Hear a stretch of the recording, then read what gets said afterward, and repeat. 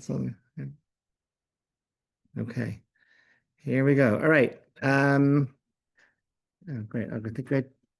Yeah, thank you again for joining. Last week we started. Last week we started this sort of syllabus. I'm going to paste it again in the chat for those who are watching online. Um,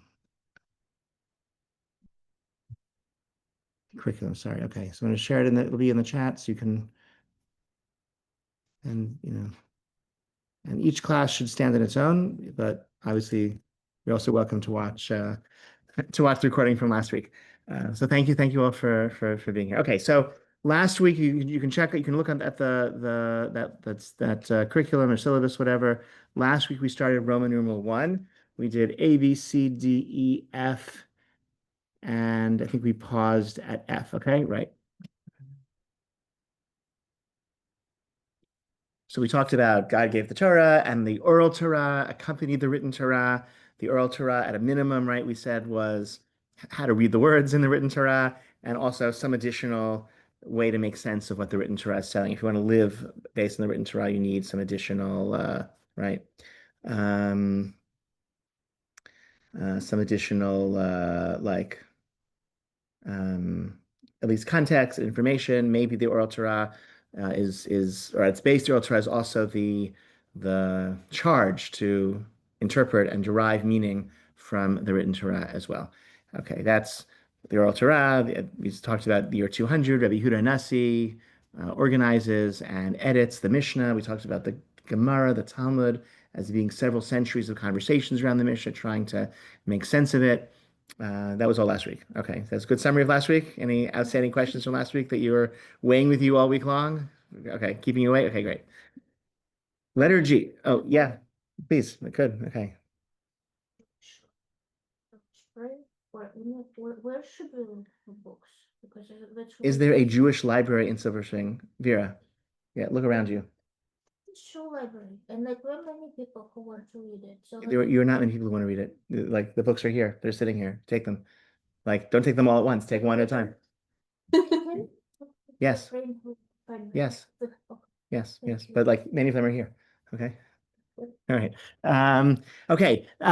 So the in Babylonia, where especially, and but not just Babylonia, also in Eretz Israel as well, the where this process of the Talmud was being edited, these discussions about the Mishnah were taking place. Ultimately, these conversations are centralized in academies, in yeshivot, in Babylonia. These yeshivot are headed by like um the title given to the head scholar, lead scholar of these academies was Gaon, which literally means uh, genius. Okay, but it's a title. It was a title given to the head of an academy in Babylonia. There are also academies in uh, um, um, sorry, I just got someone just texted me to say I agree with what you just wrote in that email. So I was very happy to. I feel terrific. Yeah. Uh, um, sorry. The academies. Thank you. So the Geonim were the heads of these academies, especially in Babylonia, also land of Israel, where the Talmud was first maybe finally edited or certainly codified and taught, okay, most authoritatively. So this was several hundred years where the that was like, I guess, the called the Gaonic period of Jewish legal writings, okay? Time frame? I thought you were gonna ask me that. The time frame of the Gaonic period. So let's see. Let's say, I'm gonna get like a Wikipedia, a definition because I was just roughly from the 7th to the 11th century. Okay. So we got some, right? So yeah. Now the Gaon of Vilna was So here. no. Okay, okay. No. That's the Vilna Gaon. Somehow I don't know. It's worth wondering how he got that title, but that is not the Gaon. And in fact, actually, today many rabbis become famous enough, they will be referred to as the rabbi, the pious, the holy, the Gaon, they'll add it on to the list of titles. But the actual classic Gaonic period, okay, this is Wikipedia, began in 589 of the Common Era and ended in 1038. Okay, that's just based on, again, there were specific individuals who were heads of these various academies in Sura, in Pumbedita, in Babylonia, okay? And Shira Gaon, Hai Gaon, Shmuel ben Chafmi, okay? So he dies in 1034, okay? So, and et cetera. Okay, so that is this period. Um, Among the things they did was individuals of Amram Gaon died in 875. The first Siddur we have is from him. Okay. Saadia Gaon, one of the most important Jewish philosophers, uh, he dies in 942. Amram Gaon, Amram. Um, so um, during the Onic period is also when the Babylonian Talmud became the dominant Talmud and where Babylonian Jewry really asserts and becomes like dominant over other Jewish communities. Why is that?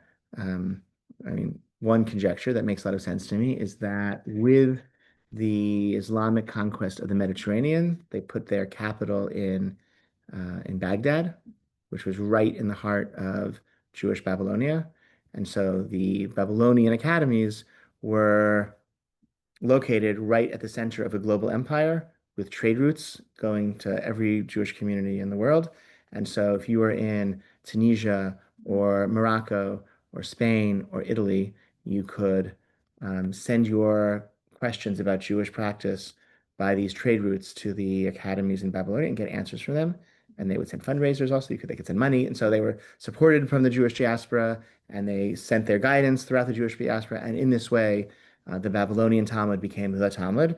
The Jewish community in the land of Israel was much more marginal. It was a much less wealthy, prominent, important region of the world, and so it didn't just they were and there was so much more again wealth, scholarship, prominence, etc. in the Babylonian Jewish community. And this is the period where I think they really kind of assert their you know preeminence in Jewish life. Okay. Um, how did it come to an end? Great question. So here's what happened. Here's what happened when it came to an end. There's a legend of um, four scholars, emissaries of the one of the Babylonian yeshivot, who were captured, kidnapped by pirates in the Mediterranean, and they were ransomed by the Jewish communities of the Mediterranean region. But the condition of the ransom was that instead of going back to Babylonia, they would remain in the West and assume positions of rabbinic, titles in uh, Spain, Italy, North Africa, okay, and so they did. Okay, and this is like the foundation myth of like Western halachic tradition. Okay, but really, what basically happened was you had the emergence of sufficient Torah scholarship in the West. And by the West, I mean Morocco, North Africa, Spain, Italy eventually, right? Where scholars felt they didn't have to rely on the scholarship of the heads of the Babylonian academies, but they could, do their research, answer their own halachic questions, again, in important communities in the West, which were, Tunisia, Algeria, Morocco, Spain, etc. So among the really important of these early, okay, we're now in letter H, okay, if you're following along, letter H, the Rishonim. Among the early, thanks for, I'm gonna share, hello everyone online. I'm just sharing the syllabus again with you guys if you joined after I shared it the first time, okay? Among the, these early Rishonim. Okay, Rishonim means the early ones. Okay, they didn't know that they were the Rishonim. Okay, like there's the look at H and J, H and I, the Rishonim and the Acharonim, the early ones and the later ones, the early scholars and later scholars. So they didn't just like in the Middle Ages, they didn't know that it was they didn't know there was the Middle Ages, right?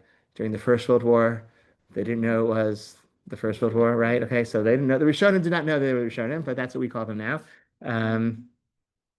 There's this building The tangent. There's a building on West 86th Street in New York that when they built it, I don't know, maybe 10, 20 years ago, and the advertisement was they said 21st century pre-war apartments is what they called it. Remember? Which makes sense, right? I think it meant in terms of real estate, it's like it's a style of apartment, 7 rooms, all the, right, what Manhattan's the whole thing, but it's also very ominous at the same time, right? Yeah. Okay. Anyway, yeah. So anyway, so what did the Rishonim do? So the Rishonim they wrote commentaries on the Talmud. They wrote commentaries on the Bible, and they also wrote codes. So let's talk about some famous Rishonim and some of the things they wrote. So in terms of commentary on what? Rashi, good. Rashi, very good. Rashi wrote a commentary on what? On everything. He wrote especially Talmud and the Torah. Okay, it's scripture and the Talmud. He wrote and what's great. I don't know if you've like encountered much of Rashi. What's so wonderful about Rashi is that he is incredibly succinct. So he will say, if he can say it in 4 words, he won't use 5. But if he needs 5, he'll use 5. Okay, incredibly succinct. He'll just hold your hand, tell you what you need to know. His commentary on the Torah, culls from earlier midrashic literature, but he selects the midrashim that he thinks help explain the plain sense of the text. There's a lot to be said about a lot of scholars for Rashi. It's really just incredible. Okay, Rashi in the Talmud is just transforms Talmud scholarship. It enables you to because as we saw last time, I said the Mishnah, the Talmud is the same way, assumes you know every other piece of Talmud, right? It starts in the middle, assumes you know everything else, which if you don't is a real problem. So before Rashi, you needed a mentor to like open the door to you and guide you through it until you gained proficiency. Rashi really tries to, and for the most part succeeds in giving you that, explaining the words that you might not know, telling you a little bit of context. You don't know this, but it's good. Don't worry about this piece of information that seems to be missing. Like just when you read down 6 more lines, you'll get that piece of information. Really holds your hands and like just incredible, helpful. The Art Scroll English Talmud is in large part a translation of Rashi. Okay, there were earlier commentaries on the Talmud, but in every Jewish community in the world, once they got Rashi's commentary, no one else tried to write a Rashi style line by line commentary in the Talmud until Rabbi Steinsaltz, who finished in 2012. Okay. So from Rashi dies 1105 till 2012, nobody like thought the need to write a line by line Rashi style commentary on the Talmud. What they did feel the need was once Rashi told you what the Talmud meant, is that his grandchildren and their generation of scholars tried to help you see how you didn't really understand what the Talmud means anymore, because Rashi tells you what this page is telling you, but what about what it says over there in some other tractate, which seems to contradict it? And so what the Tosafot means the additions to Rashi, the added notes on Rashi, okay, which again, this was the generation of Rashi's grandchildren, including his grandchildren in France and northern Germany. They like take off where Rashi left off. Now that we know what the Talmud means, I can figure out how I don't understand it, how it makes no sense, because this Rashi is telling me what this phrase on this page of text means, but actually, if I see the entire Talmud as one like sort of global, holistic set of information that should all be coherent and make sense, I can pose contradictions and try to resolve them in creative, generative ways.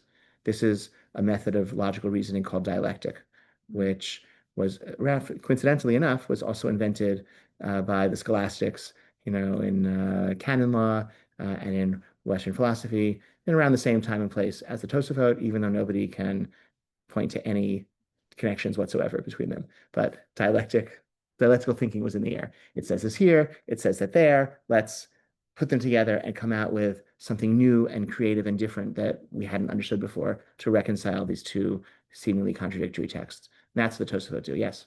That like the daf of today was very. I didn't learn today's daf, so I can't. You'll have to say a little more. It's hard for me to explain it because the Hebrew words escape my mind. Fine. It's like comparing this verse to this verse. Yeah. Okay. So here's the story. The truth is, dialectical reasoning is also found in the Talmud. The Talmud also does dialectic insofar as It sees every piece of scripture and every earlier piece of rabbinic literature as being subject to being posed and juxtaposed, right, to see how they contradict and to find resolution. So dialectical thinking does appear in the Talmud. You're absolutely correct. The Hebrew, like the word here in Hebrew is also the same word over here. That's different. That's called a gezerah shava or a hekesh, That's which what the daf is. Hekesh is two things that are next to each other. Gezerah shava is when you have the same word appears in two different contexts, like Passover is on the 15th and Sukkot is on the 15th of their respective months. And so the Talmud will say 15:15. It says 15 here, it says 15 there. So I can learn rules from Passover to Sukkot and rules of Sukkot to Passover, since the Torah, when it describes those holidays, uses the word 15 to talk about both of them because they're both on the 15th of the month. That's a Gezerah shava. That's not dialectic. That's not a kind of dialectic is there's a contradiction. There's like their intention. And when I show them next to each other, there's a clash, and I have to resolve it in some creative way. Okay, that's the Tosafos revolution in Talmudic scholarship. So these are Rishonim. These are among the things the Rishonim did. They're trying to understand that they're commenting on the Talmud. Okay, what does the Talmud mean? Let me figure out what it means, and let me derive this dialectical thing of the Tosafot and others. Like they're figuring out how to observe mitzvah, like really core ways in which we observe Shabbat and the holidays and kashrut and all. It's not like explicit. The Talmud is sort of telling a lot of stories and cases and examples of this that happen. Right? It's the Tosafot who, like in their commentary and other Talmud commentaries, who in their interpretations of what the Talmud means, they're deriving the rules and the legal principles that are the foundation of our observance today. So it wasn't just abstract commentary for like in theory, it was also they're deriving original rules of how to live based on their original creative ways of reading the Talmud. That's maybe a definition of what the Rishonim felt they could do in terms of their confidence in being able to write. And that's maybe that's a good dividing line of when the period of Rishonim ends. The Rishonim felt empowered and confident to derive new normative, authoritative, we live by this rules of observing mitzvot, of practicing Judaism based on new original ways of reading the Talmud. Yeah. Maybe this is too much of a distraction, but it would be interesting for me if you could just give one example of what you were just talking about. So, I mean, so many of the laws of Shabbat, like we have a rule in Shabbat, ein bishul acher bishul, okay? You can't cook something twice, which means there's a prohibition of cooking on Shabbat. Once something is cooked, you can't cook it again. So whatever you do to it, you haven't violated, right? Okay. But that only is true for dry things. It's not true for liquid things. It seems you can, right? You have water, it cools down, you heat it up again. That's a Torah violation of cooking on Shabbat. So that distinction is not explicit in the Talmud. There are cases in the Talmud that talk about reheating things and etc. It's the Rishonim who this is the principle that explains this case in the Talmud, right? This person did this and said it was fine. This person didn't do that. Right? That's the Talmud. It's the Rishonim who then here's an abstract legal principle that we can apply that is based on this story. That's an example. Is that a good answer? Yeah. Excellent. Good. Okay. Great. So that's the genre's commentary, and this is vast commentary, literature of the Rishonim. Again, commentary on the Torah and also commentary on the Talmud. I'll say one more thing about commentary on the Torah. There was also a period of time in the Rashi is part of this movement in northern France of the invention of or the celebration of Pshat, the plain sense reading of the text. Maybe that emerges from a Christian-Jewish polemic in Northern Europe, where Jews and Christians were having arguments or discussions about what does the Torah really mean, which required Jews to kind of sort of answer that question, leaving aside the midrashic traditions of the Talmud and the midrashic literature from the ancient world. Can I use just my plain sense reading, my philology even, and knowledge of linguistics, and just figure out what does this mean? Okay, and that was like a sort of a movement that emerged in Rashi, Ibn Ezra, Rashbam, sort of in the period of the Rishonim. That was a genre that also a style of commentary that emerged. The Rishonim also wrote codes, law codes. The first law code that emerges from this period is written by Rabbi Yitzhak Alfazi. Alfazi means that he was from Fez, okay, in Morocco, right? Again, one of the first Rishonim, one of the first Western scholars who didn't feel the need to defer to the Gaonim in his, and what he did was he took the Talmud and he just took out all the parts of the Talmud that weren't legally like the Talmud is a lot of debates, and it's not always clear who wins. So he took out all the back and forth and just left you with the phrase in the Talmud, which he felt was the bottom line law. And he also took out all the parts that weren't legally relevant, the legends and the stories, okay, the back and forth, the derivation. So it's like a shortened, condensed Talmud that preserves only the bottom letter law, according to him. So that's like the first code. So it follows the or page, the order of the Talmud, right? So it'll be everything, every subject appears in the tractate and chapter of the Talmud in the order in which it appears in the Talmud. It's just much, much, much shorter because he took out all the parts that weren't legally relevant and he took out all the back and forth, and that's the first code, the Rif. The next great, we call it Rif, R-I-F, Rabbi Yitzhak Elfazi is how it's named. Yeah. What is a code? Like a law. What is a law code? Yeah, a code, like a book that tells you what to do. CODE, right? A book that tells you what code, sorry. Yeah. John? I have two questions. Yeah, saves the time. This is different than like Torah code. Skip.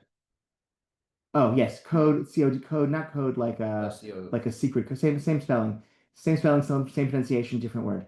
It's not like a code like a trick. It's a code like a book of law that tells you what to do. Okay? A code. Yeah, yeah. Yeah. Relevant, but a little irrelevant. Mhm. So why does the Talmud, I forgot, I learned this, but then I forgot. Why does it provide all the debates, all the back and forth with the rabbis, even though then later it says we do not follow Rabbi Yehuda. Why does the Talmud preserve all these opinions, even though the bottom letter law is not? Because the Talmud is not a code of law. The Talmud is a collection of conversations. It's about Torah. It's about the project of figuring out The effort. yeah, it's about just connecting to God's mind through like sort of contemplating the meaning of the Torah. It's about the debate, the discussion, the derivation, the analysis. We study Talmud, we sort of figure out even the rejected opinion is still representing a facet of an infinite truth.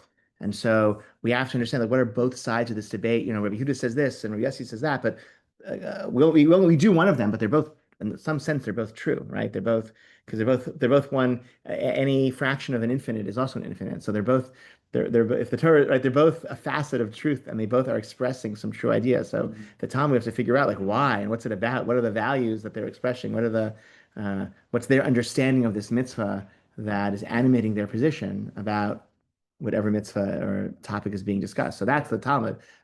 You have to know what to do. So it's helpful to have a code because you want to know what to do. And so you need a code for that. So the Rishonim helped us. They started that project of writing law codes so we could like look up in a book and know what to do. But Talmud is something much deeper than that. Like what to do. Okay, you have to do a mitzvah. There's one. You can't do it. You have to do it some way. But to understand the debate, that's much more somehow that's so much more richer because you can understand. You have an infinite number of options, and each one is one facet of the truth, and you have to understand all of them, right? So that's Talmud. Yes. So the principles, so when new issues come up, because there's. Good. Some things that right. The law codes, are going to be outdated when the cases that we're confronting are very different. So if you go back to the Talmud, you can figure out what are the core principles that animate the law, and then we can figure out what the case would be in a situation that seems to have no precedent or doesn't have a clear precedent. Very good in the codes. So my man used to disagree with everything I just said, and he felt that the Talmud was a big waste of time, and that the true path to enlightenment and earning one's place in the world to come was through philosophical contemplation of God. That if you sort of contemplated truth and contemplated God, and including really understanding physics and as well as metaphysics, your soul would be sort of connected to the to the great to God, um, and that way sort of never sort of live forever. But all the Talmudic debates were a waste of time because it kept you from studying philosophy and physics and those sorts of things. So you had to do mitzvot because mitzvot are necessary for creating a well-ordered just society so that people wouldn't kill each other, so they'd have time to study philosophy and science, physics. And the mitzvot were important because they also kept you from believing mistaken false things about God and physics and metaphysics. And the mitzvot were helpful. They also educated you in correct beliefs.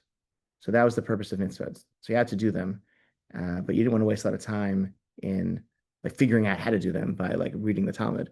So he decided to write a 14-volume book that would contain the entire wisdom of the Talmud. And so all you would need was the scripture, written Torah, and his new book, and that would be sufficient for every Jew to know how to do mitzvot and then to devote themselves in their rest of their time to studying philosophy and physics, and things of that sort. Yeah. Yes. But Rambam, his acronym. No, still Rishonim. Yeah. Okay. So that's Maimonides, the Rambam. It's called the Mishneh Torah, or the Yad Chazakah. It was actually the name he gave it. We called it the Mishneh Torah.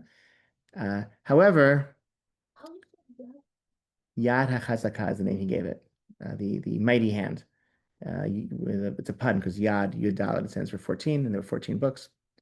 But it's also Yad Chazakah. That's also Yeah, 14 books. yes. The name was considered a little bit presumptuous because that's like God has the Yad Chazakah, like the mighty hand. So Mishneh Torah, the Mishnah, what do you call it?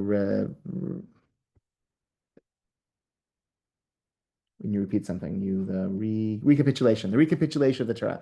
Mishneh Torah, that's the name it's commonly known by, and he succeeded in writing a masterpiece. He failed in this endeavor of being the last book ever written, and in part because he was writing this he was from Spain. He moved to Egypt, and he was not aware that as he was writing this, the Tosafot up in northern France were like just blowing up his conception of what the Torah was, because they were saying, he was saying, I'm going to carve into stone like what the Torah means and how to do mitzvah. And the Tosafot were just like, the whole thing, like let's dialectical thinking. We can like totally like we're all new things we're discovering, and like totally undermining his. And so the Mishneh Torah is a masterpiece of Jewish law and a masterpiece of Jewish literature, but it actually became itself a springboard for additional commentary. So now what's the project is the Rambam in the Mishneh Torah in his code, he says the halacha, he says the law is X, Y, Z. But how does he read the Talmud to reach that conclusion? And let's write a long commentary to explain that. Okay. And so it just became a further stage in this process of additional commentary. So it remains a really valuable code. And it's beautiful. He wrote beautiful rabbinic Hebrew. But he failed in his project of what he was trying to do. Tosafot were a school of it was a style of literature written in northern France and Germany in the 1200s mostly, 1100s and 1200s. Now, was there something else called Mishnah that was earlier? The Mishnah is the Mishnah. Okay, it was from the year 200. Rabbi Yehuda Nasi. Mishneh, different root. Mishnah comes from the root of Vishinantem levanecha. You shall teach them to your children. Mishnah means teaching. Mishneh is like sheni. So the recapitulation, the secondary telling of the Torah. Okay.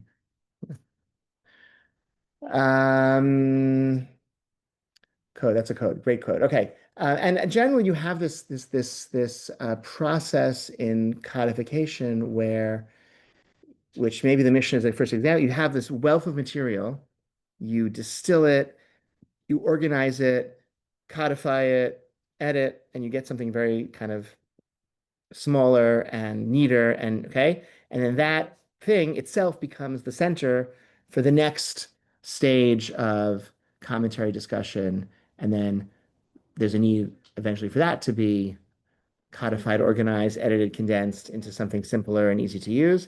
And then that becomes the next focal point for the next ring of commentary discussion and scholarship. And And that has happened again and again and again. So the Mishnah maybe is the first example. Yudah Nasi, there's all this oral Torah out there. Let me try to organize it in a way for easier memorization. It can be disseminated easier if we organize it and collect it and have it neat and then for the next several hundred years, the rabbis were like, oh, he says this here, but why does he say that? And how do we know this? And okay, what's the bottom line law? Who's right of these multiple opinions that he quotes here? And those conversations that became the Talmud. And once you have this vast literature of the Talmud, which is a big bit of a mess because everyone, all these different opinions and discussions. So then you had the Rishonim, some of them wrote codes.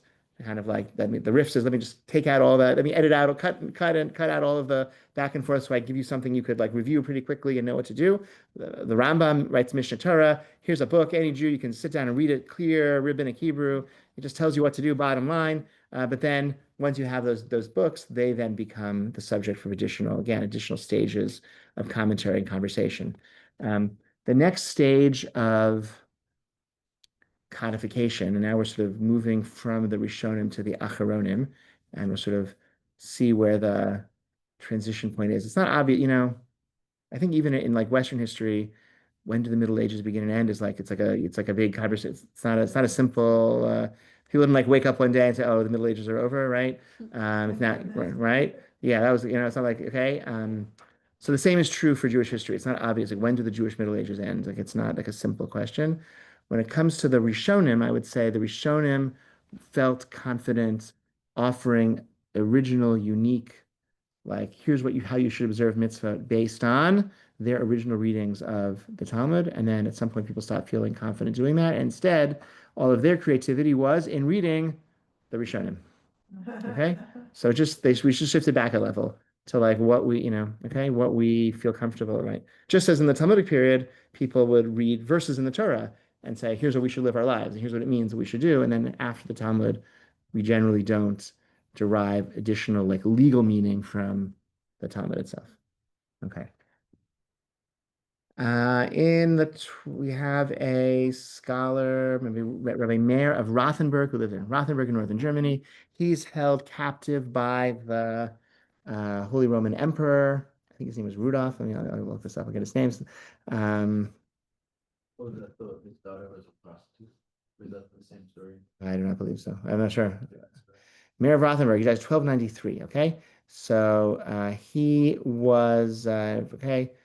His biography. What happened? Okay, Rudolph. Here we go. Okay, so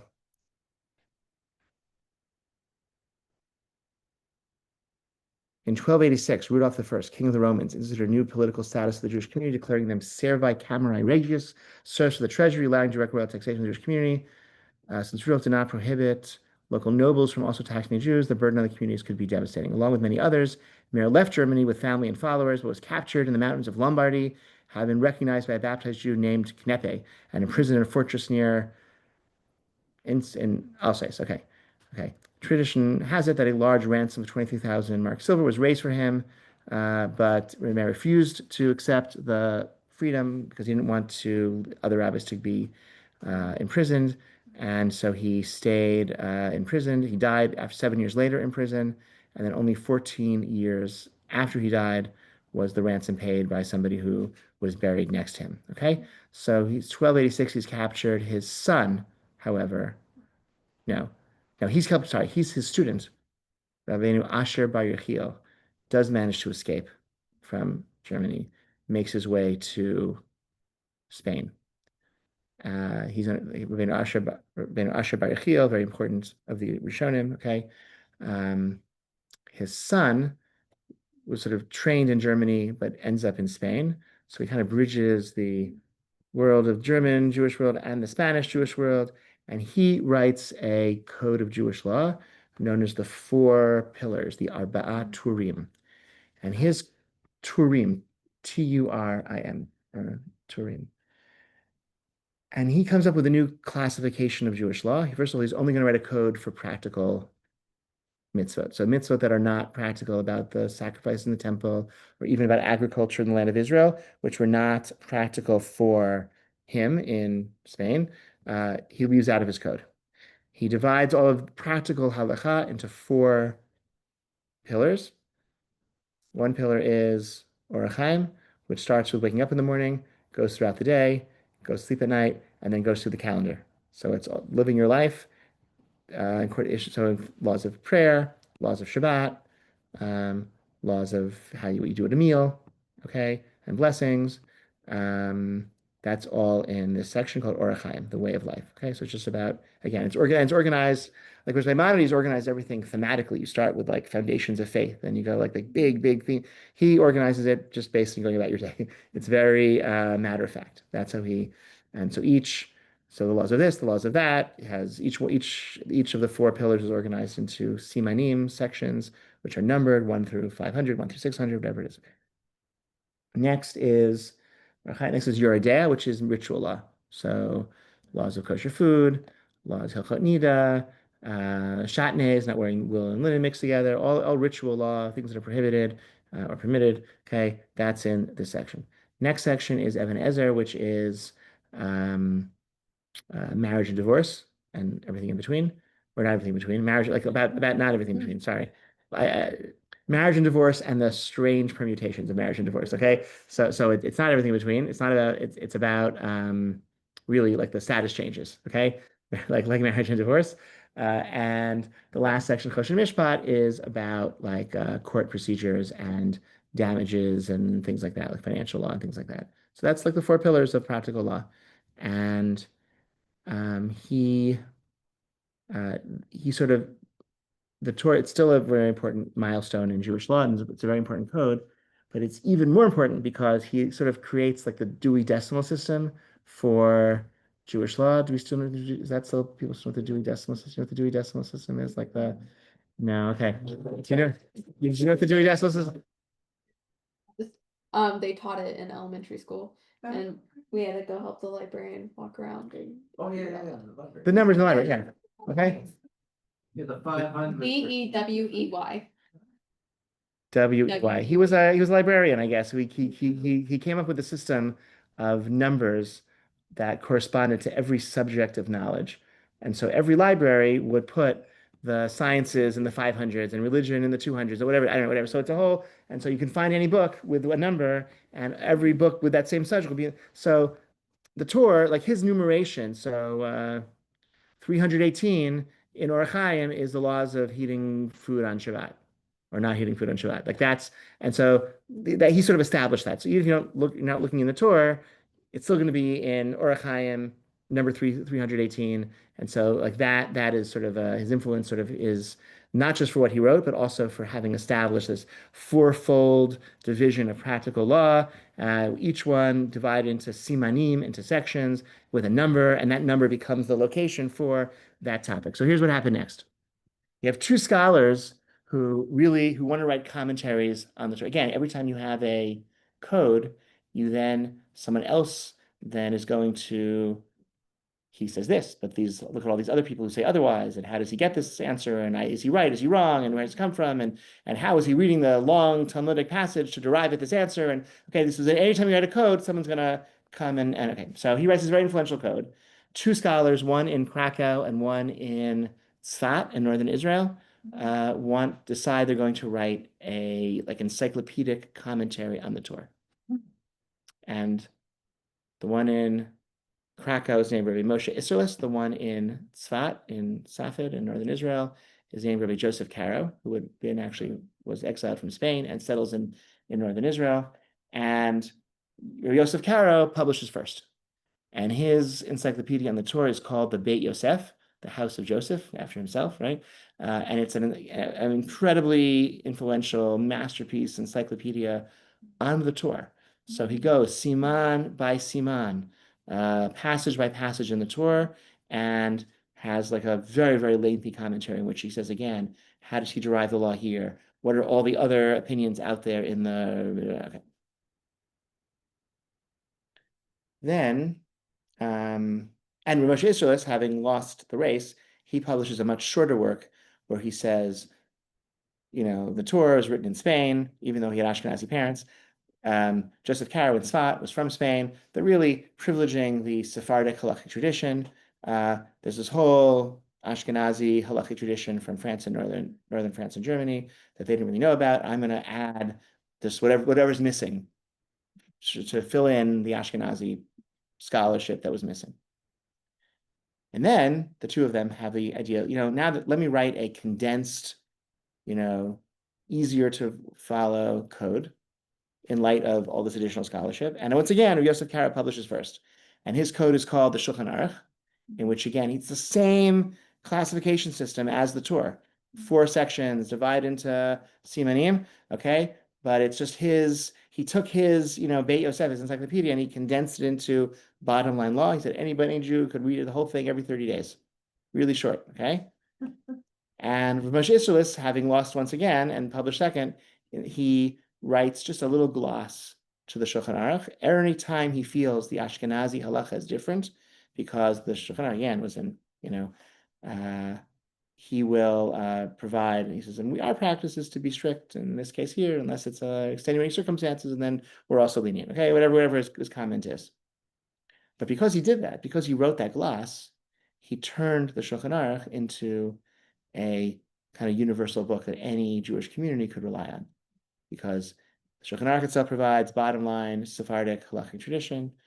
Rav Moshe Isserles provides the glosses, little added notes to make it relevant, useful for Ashkenazi Jews, and everyone now can use this book, and becomes a tremendously influential book of Jewish law, which means that it then becomes itself the focus of a whole other, next stage of commentary. So I could bring, I could show you each of these books are sort of end up being printed with the core text in the middle, and surrounded on the page with commentary, and that's sort of I'll bring it up somewhere. I don't want to take the time to pull it out. But, yeah, it's not actually a Jewish invention. The Christians, printers thought of it first as a way of printing text and commentary on the same page with the text in the middle and commentary around. But the Jews do it again and again and again. Every time somebody thinks, okay, I'm going to take this vast literature and condense and codify and organize, somebody else comes along and says, great, I'll print that with my commentary on the side. And so that process seems to continue and continue and continue. Yeah.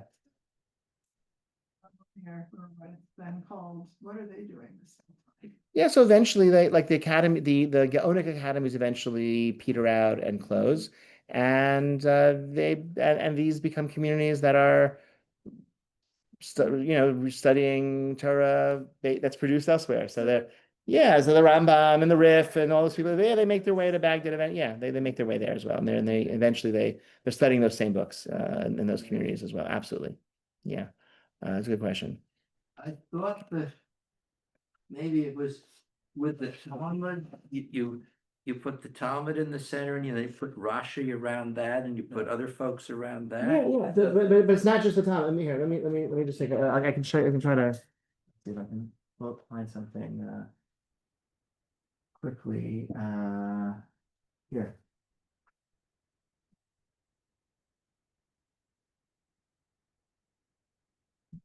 And I'll also and I'll also show you.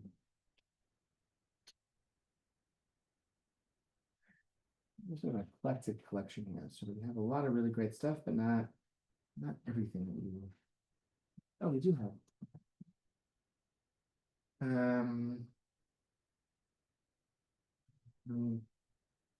High to reach for our clients. Okay. Yeah. So a lot of the good stuff is too high to reach right now. So okay, so this is not the Talmud. This is the Shulchan Aruch. So it's printed the same way, right? So the Shulchan Aruch, he thought again, you could read the whole thing, all 4 volumes, in 30 days. If you just read, 20 minutes a day, right? And it's probably true if you just read this. But because it's influential, this is several hundred years of scholarship on the Shulchan Aruch. Jews really love this way of printing things. Okay, and it's the same numbers again. That if you go back to the Torah, you'll find the same topic in the same section. And what's the organization on one of these pages? It's multi-layer. Shulchan Aruch in the middle with footnotes, or to bam bam bam to all of these different. It's not Oh, it's just a bunch of footnotes on the Shulchan Aruch. Generally, some of these guys are commenting on others, but for the most part, it's on the Shulchan Aruch. Yeah. So there's not right to left. No. Ways to read. No, I mean this is the Shach and this is the Shach, right? So the outer column and the outer column are all going to be the same commentary. and they'll be more or less the same place on each page. And they all have the same, they don't have footnotes by numbers, they have footnotes by, they do have footnotes by numbers, but each commentary has its own